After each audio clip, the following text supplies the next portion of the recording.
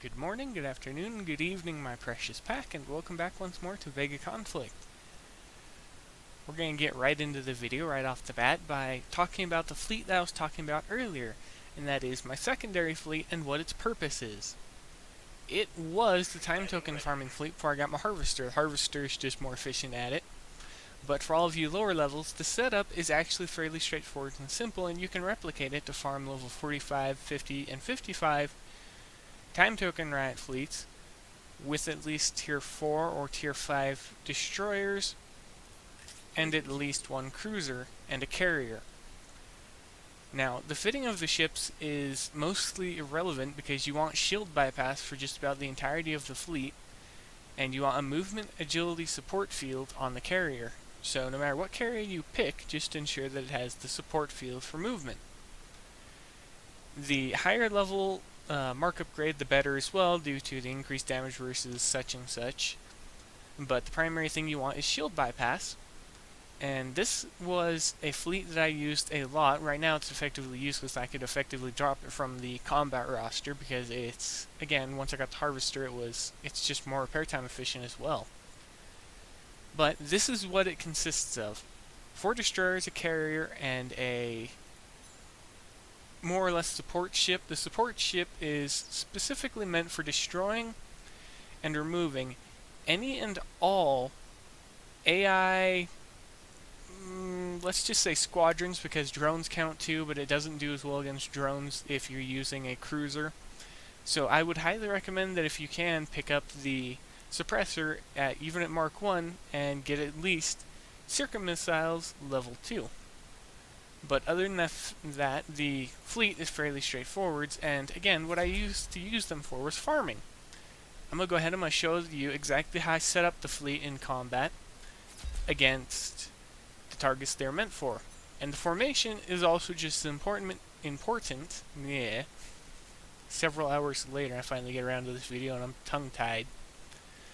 But the formation is just as important as the ships themselves. And as you're going to see, the importance cannot be understated. I'm going to go ahead and find a level 60 target because that's what this fleet can hit for effectively no repair time. Welcome back to a Demon Core level 60, everybody, and as you're going to see, the importance of this fleet cannot be understated, and there are certain requirements that you need to meet.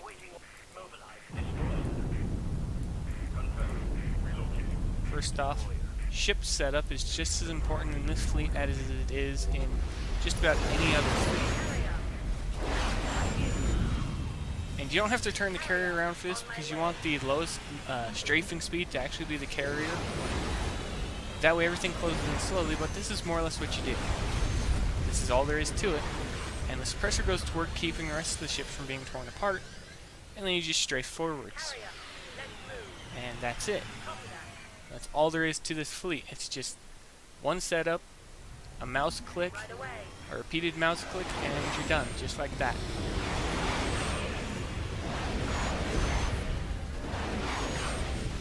Now I would have used, give me a second. Now I would have used a lower level fleet for that, but I actually don't have the number of destroyers that I actually need, because I was going to use tridents. But, oh, I do have them, and they're all fitted. Well, do I have a cruiser of their tier? Revelation with at least Mannifold? No. That's one of the other things. If you have a cruiser and you're using it, you're going to want at least Mannifold Missile on it to be able to be anti-squadron at point blank so it can protect the rest of the fleet. For a low-level guide for this, the effective ships would be the Revelation Cruiser, where the Suppressor is, the Tridents under the fitting you saw with the Gladius, exactly how they were set up, and a Midgard carrier, because all you need is the agility support field. The carrier isn't actually to fight. The rest of the ships will do all the work for you. Now, naturally, the effectiveness of that fleet compared to the fleet you just saw is going to be a little bit different due to the fact that, one, they're going to have slightly lower range, just because of what they are. They're going to do much less damage against the targets, which is exactly why I said drop down to 45 to 55. All you do is you gauge the fleet. And what I mean by that is you attack a set of targets, you see how much repair time you get, and then you step up to the next tier if the repair time was acceptable or non-existent from the previous fight. And the goal is simply to find that soft ground with which you can stand upon to advance. And I also apparently have no shortage of Midgard Carrier Mark IIIs. Okay. I don't know what I was doing when I was a lower level player, but apparently I was having fun with the Midgards. And of Valhalla. But that's going to be it, everybody. That was effectively the fleet, and let's go ahead and let's just take a look at the repair time. 1 minute 23 seconds. That's it. Instant repair. And that was it. That's the secondary fleet that I built specifically for farming time token rats, which this is more or less exactly what I would expect anyone else to do to farm time tokens. Build a fleet specifically for them just to take them out. Now, you can use the exact same tactic and you can just run away from the fleet, as many people have shown before. You can just use the Valhalla carrier above, turn around, just run away from the fleet, and let the squadrons do all the work and pick the target apart in the lower level fleets. So the tactic I just showed isn't even important. This is more or less for people with Axis tier and above to farm extremely quickly and extremely easily. But that's going to be it for this video, everybody. If you have any questions about the fleet, feel free to ask below in the comment section. If you have any questions about any of the fleets that I have, ships, or anything like that, feel free to ask those in the comment section below.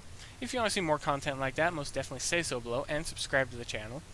If you want to see varied comments, man, I'm too tired for this. If you really want to see different content, go ahead and suggest what to see based on what I already have on the channel, and I'll make more of it throughout the course of the week and produce it as I record it. And that's going to be about it, everybody. Hope everyone's well out there. Stay safe in the void, and as always, I'll see you in the next video.